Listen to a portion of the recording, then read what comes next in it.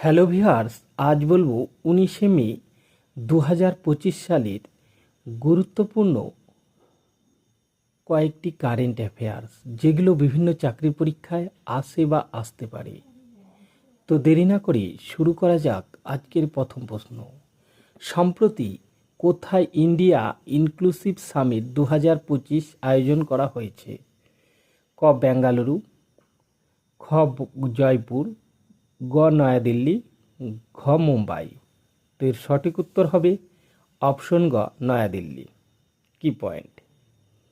15 মে 2025 তারিখে সামাজিক ন্যায় বিচার ও ক্ষমতায়ন মন্ত্রকের আয়তাধীন প্রতিবন্ধী ব্যক্তিদের ক্ষমতায়ন বিভাগ DEPWD বিশ্ব অ্যাক্সেসিবিলিটি সচেতনতা দিবস উপলক্ষে নয়াদিল্লিতে অন্তর্ভুক্তিমূলক ভারত শীর্ষ সম্মেলন আয়োজন করবে।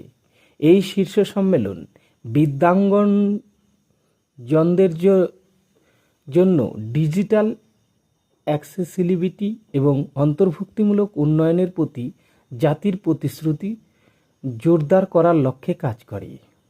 একটি হাইব্রিড ফরম্যাটে অনুষ্ঠিত এই শীর্ষ সম্মেলন সকলের জন্য সমান ডিজিটাল অংশগ্রহণ গড়ে তোলার জন্য বিভিন্ন ক্ষেত্রের মূল অংশীদারদের একত্রিত করার একটি প্ল্যাটফর্ম হিসেবে কাজ করবে। চলে যাব আমরা নেক্সট কোশ্চেন। সম্প্রতি জাতীয় ডেঙ্গু দিবস কবে পালিত হয়? অপশন ক 12ই মে, খ 14ই মে, গ 16ই মে, ঘ 15ই মে। তো এর সঠিক উত্তর হবে অপশন গ 16ই মে। কি পয়েন্ট? বিশেষ করে বর্ষাকালে ডেঙ্গু জ্বরের ক্রমবর্ধমান হুমকি সম্পর্কে সচেতনতা বৃদ্ধির জন্য ভারত 16ই মে জাতীয় ডেঙ্গু দিবস 2025 পালন করছে। জমে থাকা পানি এবং মশার বংশবৃদ্ধির কারণে প্রায়শই মামলার সংখ্যা বৃদ্ধি পাওয়ায় সরকার রোগের বিস্তার নিয়ন্ত্রণে প্রাথমিক প্রতিরোধ, জনসাধারণের অংশগ্রহণ এবং সময়োপযোগী চিকিৎসা সেবার গুরুত্ব তুলে ধরার লক্ষ্যে কাজ করছে। বর্ষার আগমনের সাথে সাথে কেন্দ্রীয় স্বাস্থ্য মন্ত্রক দেশের সমস্ত বিমান, সমুদ্র এবং স্থলবন্দরগুলিকে ভেক্টরবাহিত রোগের জন্য নজরদারি বাড়ানোর নির্দেশ দিয়েছে। চলে যাব আমরা নেক্সট কোশ্চেন। সম্প্রতি লজিস্টিক পার্কের জন্য ব্ল্যাকস্টোনের সাথে কোন রাজ্য অংশীদারিত্ব করছে? অপশন ক অন্ধ্রপ্রদেশ, খ তেলেঙ্গানা, গ মহারাষ্ট্র, ঘ পাঞ্জাব। তো এর সঠিক উত্তর হবে অপশন গ মহারাষ্ট্র। কি পয়েন্ট? মহারাষ্ট্রের লজিস্টিক পরিকাঠামো উন্নয়নের ব্ল্যাকস্টোনে 5,127 কোটি বিনিয়োগ, শিল্প উন্নয়ন এবং কর্মসংস্থান সৃষ্টির লক্ষ্যে মহারাষ্ট্র সরকার বিশ্বব্যাপী বিনিয়োগ সংস্থা ব্ল্যাকস্টোন গ্রুপের সাথে একটি সমঝোতা স্মারক স্বাক্ষর করেছে। 5,127 কোটি টাকার বিদেশি প্রত্যক্ষ বিনিয়োগ FDI চুক্তির লক্ষ্য হল রাজ্যের কৌশলগত স্থানে 10টিরও বেশি লজিস্টিক এবং শিল্প পার্ক গড়ে তোলা, যার ফলে প্রায় 27,510টি প্রত্যক্ষ ও পরোক্ষ কর্মসংস্থান তৈরি হবে। চলে যাব আমরা নেক্সট কোশ্চেন। ভারতীয় সেনাবাহিনী সম্প্রতি সন্ত্রাসীদের বিরুদ্ধে অপারেশন নাদের কোথায় শুরু করেছে? ক সিকিম, খ লাদাখ, গ জম্মু কাশ্মীর, ঘ কোনোটি নয়। তো এর সঠিক উত্তর হবে অপশন গ জম্মু কাশ্মীর। কি পয়েন্ট? অপারেশন নাদের হলো একটি সন্ত্রাস বিরোধী উদ্যোগ যা বর্তমানে জম্মু ও কাশ্মীর পুলওয়ামা জেলার অবন্তিপোরা সাবডিভিশনের ত্রালের নাদের এলাকায় সক্রিয়। এই অভিযানটি ভারতীয় সেনাবাহিনী, জম্মু ও কাশ্মীর পুলিশ এবং কেন্দ্রীয় রিজার্ভ পুলিশ বাহিনী দ্বারা পরিচালিত হয়, যা সাম্প্রতিক পাহেলগাম সন্ত্রাসী হামলার পর সন্ত্রাসী নেটওয়ার্কের উপর তীব্র পরিস্থিতির প্রতিফলন ঘটায়। 2025 সালের 15ই মে ভোরে যৌথ নিরাপত্তা বাহিনী অপারেশন লাদের শুরু করে। এই অঞ্চলে সন্ত্রাসীদের উপস্থিতি সুনির্দিষ্ট গোয়েন্দা তথ্যের ভিত্তিতে নাদের গ্রামে প্রবেশের পর সৈন্যরা সন্দেহজনক গতিবিধি শনাক্ত করে। চ্যালেঞ্জ করা হলে জঙ্গিরা নির্বিচারে গুলি চালায়, যার ফলে গুলি বিনিময় শুরু হয়, যা অপারেশন নাদের হিসাবে ব্যবহৃত ছিল। চলে যাব আমরা নেক্সট কোশ্চেন। সম্প্রতি 12 দিনের সরস্বতী পুষ্করলু কুম্ভ কোথায় শুরু হয়েছে? অপশন ক উত্তরাখণ্ড, খ ওড়িশা, গ রাজস্থান, ঘ কেরল। তো এর সঠিক উত্তর হবে অপশন ক উত্তরাখণ্ড।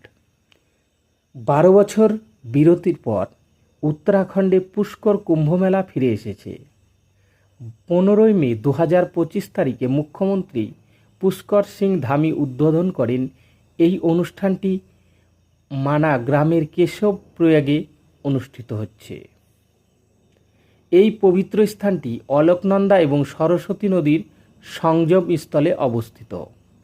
এই উৎসবে হাজার হাজার বৈষ্ণব ভক্ত, বিশেষ করে দক্ষিণ ভারত থেকে, যারা বিশ্বাস করেন যে অংশগ্রহণ আত্মাকে পবিত্র করে এবং মোক্ষ প্রদান করে।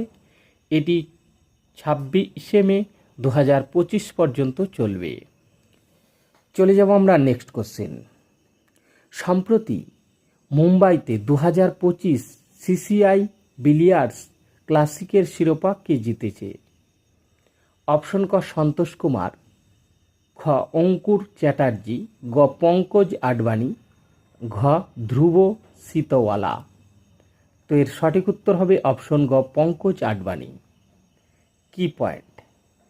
ভারতের সবচেয়ে সম্মানিত কিউইস্ট পঙ্কজ আডবাণী মুম্বাইয়ের ক্রিকেট ক্লাব অফ ইন্ডিয়াতে অনুষ্ঠিত 2025 সালের সিসিআই বিলিয়ার্ডস ক্লাসিক খেতাব জিতেছেন। ফাইনাল ম্যাচে ধ্রুব সিটিওয়ালাকে 5-2 গোলে হারিয়ে এই জয় সিসিআই বিলিয়ার্ডস ক্লাসিকে আডবাণীর তৃতীয় শিরোপা এবং বিলিয়ার্ডস, স্নুকার এবং পুল জুড়ে তার 28টি বিশ্ব চ্যাম্পিয়নশিপের আশ্চর্যজনক তালিকায় যোগ করেছে। বিজয়ী পঙ্কজ আডবাণী, রানার আপ ধ্রুব সিটিওয়ালা। চূড়ান্ত স্কোর 5-2। স্থান cricket club of India CCI মুম্বাইতে। চলে যাব আমরা নেক্সট কোশ্চেন। সম্প্রতি 7ম খেলো ইন্ডিয়া ইউথ গেমস 2025-এর পদক টেবিলের শীর্ষে কে আছে? ক পশ্চিমবঙ্গ, খ উড়িষ্যা, গ মহারাষ্ট্র, ঘ পাঞ্জাব। তো এর সঠিক উত্তর হবে অপশন গ মহারাষ্ট্র। কি পয়েন্ট? 7ম খেলো ইন্ডিয়া ইউথ গেমস 2025-এ পদক টেবিলের শীর্ষে মহারাষ্ট্র ছিল। মহারাষ্ট্র 158টি পদক, তার মধ্যে 58টি সোনা, 47টি রৌপ্য এবং 53টি ব্রোঞ্জ সহ শীর্ষে ছিল।